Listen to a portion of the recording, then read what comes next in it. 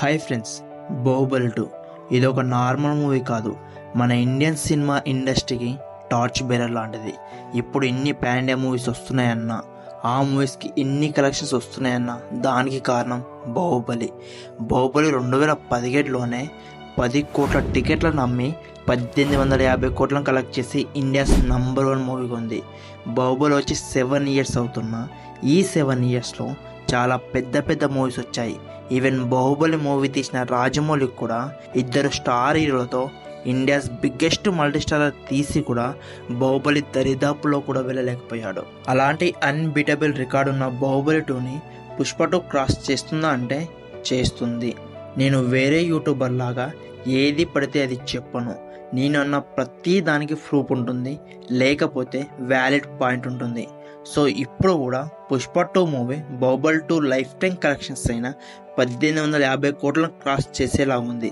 ఇలా నేను అనడానికి 3 రీజన్స్ ఉన్నాయి. ఫస్ట్ రీజన్ వచ్చేసి hype and craze, second reason వచ్చేసి business and market, third reason వచ్చేసి టికెట్ ప్రైస్. ఇప్పుడు 1 by 1 డిస్కస్ చేద్దాం. పుష్ప 1 అంత గొప్పగా ఏం లేకపోయినా పుష్ప 2కి ఇప్పుడు ఇంత హైప్ ఉండడానికి ముఖ్య కారణం ఇండియన్ క్రికెటర్స్ చేసిన రీల్సే. ఇండియాలో ఉన్న ప్రతి మూవీ లవర్ ఇప్పుడు పుష్ప 2 మూవీ కోసం వెయిట్ చేస్తున్నారు. పుష్ప 2 మూవీకి నార్త్ ఈస్ట్ వెస్ట్ అని తేడా లేకుండా దేశ నలుమూలలో కూడా హైప్ ఉంది. మొన్న ట్రైలర్ లాంచ్ ఈవెంట్ చూశారు కదా, పాట్నాలో 2 లక్షల మంది వచ్చారు. పుష్ప 2 మూవీకి ఎంత హైప్ ఉందంటే పుష్ప 2 మూవీకి పోటీగా ఈ దేశంలోనే ఏ మూవీ రిలీజ్ అవ్వట్లేదు. ముందుగా రిలీజ్ డేట్ ని అనౌన్స్ చేసి కూడా పోస్ట్ పోన్ చేస్తున్నారు పుష్ప 2 మూవీకి భయపడి.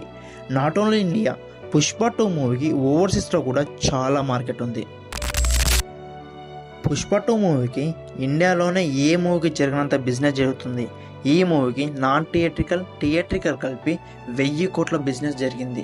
ఇప్పటి వరకు ఇండియాలో జరిగిన హైయెస్ట్ బిజినెస్ RRR మూవీకి 800 కోట్ల బిజినెస్ జరిగింది.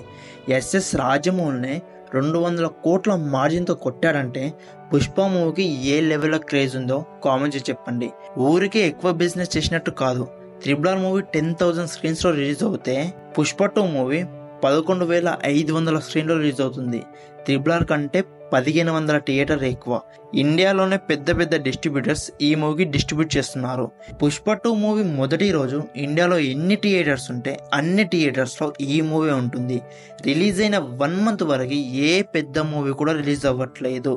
ఈ 1 మంత్ ఆడియన్స్కి ఫస్ట్ ఆప్షన్ పుష్ప 2నే. బాహుబలి మూవీ అప్పుడు టికెట్స్ చాలా తక్కువగా ఉన్నాయి. బాహుబలి 2 టీం వాళ్ళు 10 కోట్ల టికెట్లు అమ్మితే 1850 కోట్ల కలెక్షన్స్ వచ్చాయి.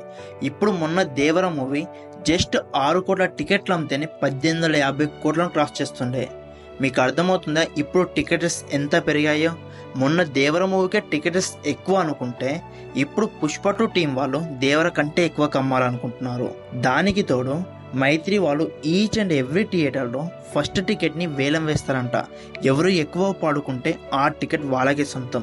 దానికి తోడు premieres, 1AM shows, benefit shows, ticket hikes కూడా 1 వీక్ వరకు ఉంటాయి. ఇలా పుష్ప 2 మూవీ బాహుబలి 2ని క్రాస్ చేయడానికి హై ఛాన్సెస్ ఉన్నాయి.